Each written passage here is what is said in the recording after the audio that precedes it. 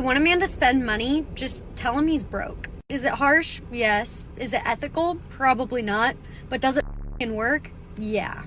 I want you to say, I mean, if you can't afford it, that's like totally fine. You can just tell me that. Because what they're gonna say is, no, it's not that, I can afford it. You say, okay, well then what's going on? I mean, nothing, like, yeah, let's do it. And I'm in sales, just to put this into perspective. Reality is, if you're a woman and your client's a man on the other side of the Zoom or the phone, there is such a powerful power dynamic that you can play on. Like I'm telling you guys, they would rather pay for something than tell a female over the phone that they can't afford something. That's a modern woman masterclass for everyone.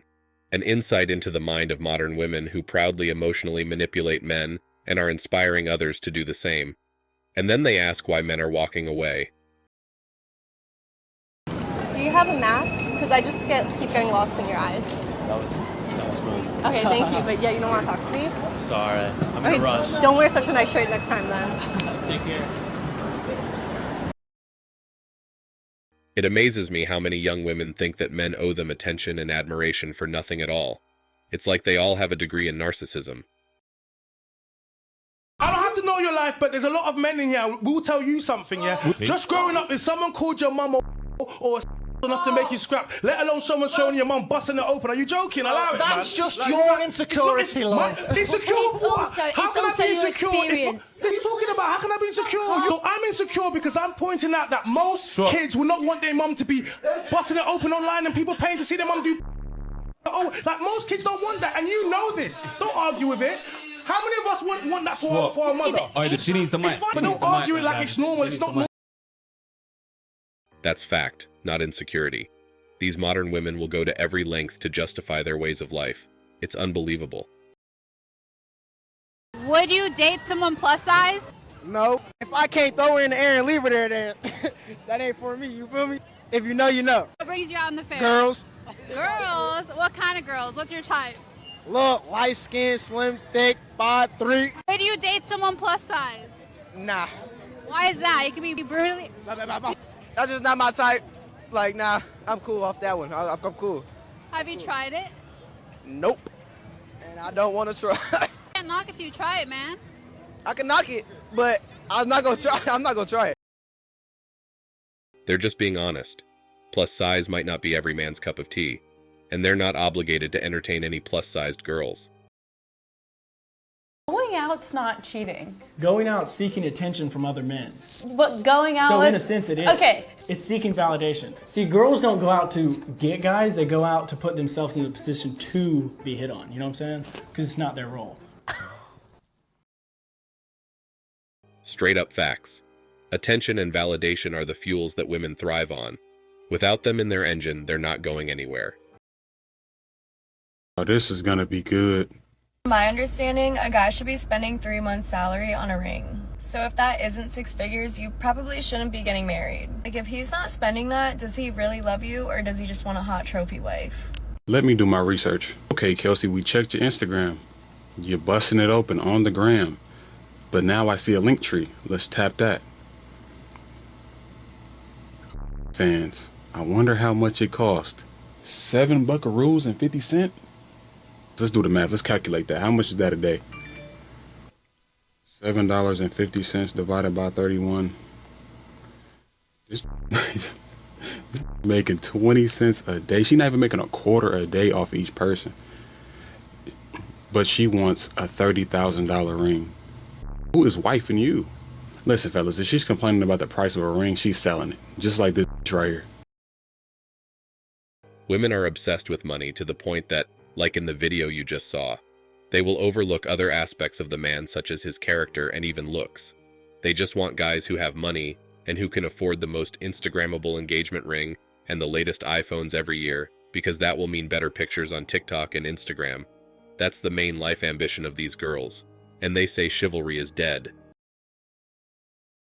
I have come to the realization that in my 27 years of life, I have never received the bare minimum from men. I went on a first date last night. The date was on Long Island. He was from Long Island. I'm from Queens. The date was 15 minutes from his house. This man drove to Queens to pick me up and then drive me back to Long Island to then drive me back home. Okay, first, that's for starters. Then he tells me I'm outside. Okay, I walk outside. He's standing outside waiting with holding the door open for me. I've never had that happen. Then he proceeded to hold every single door, pull out chairs for me, order for me. I'm like, gentlemen exist? This doesn't just happen in movies? Not all men are pompous, narcissistic dudes. Like, that's your mistake right there. So I have not clearly received the bare minimum ever in my life. Like, this just opened a can of worms. I'm not taking anything less moving forward. But when a man is actually a gentleman, this is the confused response we get from women who don't know what to do when they know they can't play the victim card, and when they know they're actually in the company of a decent man. You see, these women are so hell-bent in portraying men as creeps, weirdos, and wannabes that they get dazed and confused when a man actually opens the door for them. They don't know if they should feel honored or oppressed. And then they show it to the men by not being traditional at all and refuse to accept their chivalry.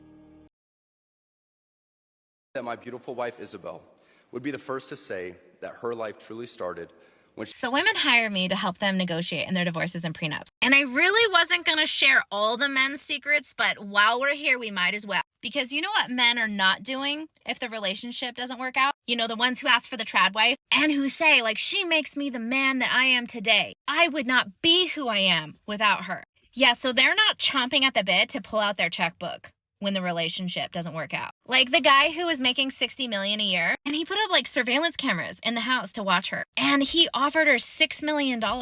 Pretty sure 50-50 is $30 million, you know? But that's his money. That's his money. It's not yours. Even though you made him out to be the man that he is today, it's not yours. Or the woman who built a multi-million-dollar business with her husband, 50-50 business owner, and he took her off the bank account, the business bank account. She hasn't seen a dime from her own business in over a year and a half. Or what about the prenup that I worked on, where the guy was worth $35 million and she was making $300K a year before she quit her job so that they could have couple time at night because she was VP. And then he offered her $50 grand a year if the marriage didn't work out. Like, I think he pays employees in his own company more than that. As women, we are told all the time, if you prioritize the money, you're greedy, you're selfish, you're not about the love. So we're supposed to blindly trust you. But I always say money before men, because the cards that they will play at the end are not the cards they're playing at the beginning. They're not proactively coming to you and saying, gosh, I really honor and respect you for being the woman that you were and for being the wife at home, raising our children and supporting me in my career. They're not saying that. They're hiding money, wiring it somewhere else, taking you off of bank accounts, claiming you could have worked. God forbid you stayed at home and your husband's not even making enough money that you even qualify for spousal. Money before men means prioritizing your bank account. It means prioritizing your financial safety. It means de-risking the relationship choices that you're making, especially if you're going to be a trad wife. Because I can tell you, I have not seen one case, not one, where the woman talking to me is saying, Joanna, he just really wants to be generous and he really wants to make sure that I'm set up for life since I stayed at home and made him into the man he is today. I've never seen it happen. Money before men. This lack of reciprocity fosters a deep imbalance in our relationships and in our society at large. Up until the Industrial Revolution, women's labor was a significant contributor to the overall economy and therefore a significant contributor to the economic productivity and prosperity of individual families. For example, through most of Western history, women did not come to the table empty-handed. There is a big difference between a bitter baby mama and a frustrated single mother. If she says, I don't like that you have a girlfriend, so I'm not letting you see our child, that's a bitter baby mama. If she says, I think it's BS that you pick and choose when you want to see your kid, that's a frustrated single mother. If she says, I'm increasing child support if you don't do things my way, that's a bitter baby mama. If she says, I need you to step up and pay for and take care of the child we made together, that's a frustrated single mother. If she won't hand over the child because you were 3 hours late for pickup, that's a frustrated single mother. But if she won't hand over the child because you were 3 minutes late for pickup, that's a bitter baby mama. A very important thing in co-parenting is to not treat a frustrated single mother like a bitter baby mama and vice versa, because these two women are not the same. Let's be honest. How many women walk past Clark Kent on a daily basis without realizing he's Superman? If women spoke to their men and communicated their problems, no matter if it was emotional intimacy or whatever, they wouldn't be in the position they are in. A shocking new claim about the falling marriage rate is raising a lot of questions right now. A new study says the reason fewer people are getting married is because there's a shortage of, quote, economically attractive men. Ask this question all the time. You complain about men, but are you being the type of a woman that a man would want, right? Maybe in the instant when men are not thinking with their big heads and they're saying, oh, whoa, she's half naked, great, I'm going to go for it. Yeah. That might be what a man wants. But long term, that's not what a man wants. A man doesn't want a girl that's just going to be naked all the time and put herself out there available for every man to see. You know, that I don't have to be a man to know that that's not what men want. Yeah. So then you say men suck. I'm looking at you going, I'm not a dude. I wouldn't date you. You know what I mean? Yeah. Again, self-perpetuating problem. Not enough women calling out the fact that women are not desirable right now, in my opinion, right? They're sexually desirable, but I wouldn't want to take you home to mom desirable. The reason our grandparents and others before them made it work was because they stopped listening to other people and made their own decisions regardless of the person they liked or didn't. Problem is that there's zero advantage to marriage in the Western world for a man. There is zero statistical advantage. If you use your mind, if you use your head instead of your heart, and you look at the advantages to getting married, there are absolutely and utterly none. If a woman marries a man and it goes wrong, she has emotional heartbreak, fine. But if a man marries a woman and it goes wrong, he has emotional heartbreak. Plus, everything he has ever worked for is ripped out from underneath him, and he has to give that chick money forever. All you're doing is scaring men away from commitment. And then you have to add in the other hidden element. All women got together and said, we'll only have sex after marriage. Guess what men would do? Get married. But you don't, right? So now you're in Miami. I go to Miami. I can fuck anything in the club. I don't have to marry any of them. If I marry them, I get wrecked. So, like, let's all use our brains here. What am I going to do? Well, I'm going to be like, well, no. Name the benefits that a man receives by entering into a contract with a person who is rewarded for breaking the contract. For any reason she deems necessary, a woman has everything to gain, and the man has everything to lose. She breaks the contract, you pay her 25% of each paycheck you get until you're dead. This is on top of losing your kids, your house, your friends, your cars, your savings, and your retirement. We're the prize, not the woman. Be smart, stay single. Let the women struggle alone and be independent like they say they want to be. Thanks for watching Man Reacts. Show us your love and support by liking this video, sharing it with your friends, and subscribing to the channel. Support us and help us spread support for men around the world. Do comment and share your thoughts. We're always up for a healthy debate and discussion.